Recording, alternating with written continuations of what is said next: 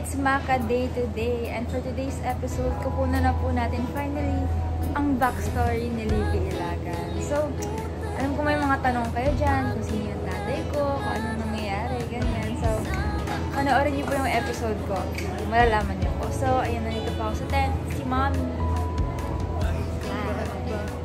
Mag-is pa lang po. Ay, hindi. Dito po ang aking mom. Say hi sa vlog. Ayan. Kamusta naman po kayo? Are you ready for the day? Are you ready for the days? Continue our part.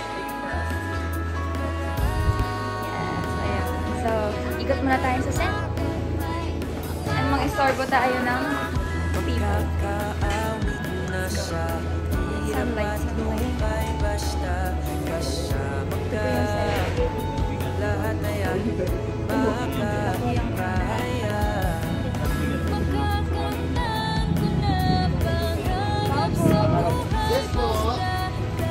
Hi po kayo sa vlog.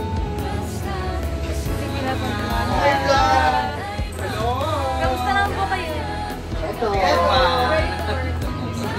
Sila po yung nagpapaganda sa akin. Sila po yung, ayun po, ito po yung tent. Maganda na kayo, di magandahin.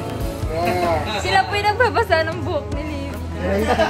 Sila po, eto po siya. Siya po yung nagsispray. Sorry, hulaan niyo po anong nilalagay niya sa buhok. Ayan, dito rin po yung wardrobe. Ako kami nag-ready yan.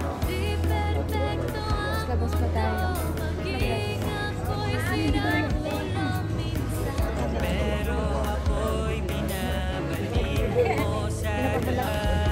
Hello po. Birthday ni Livy.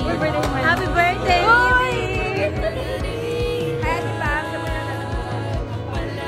ayan,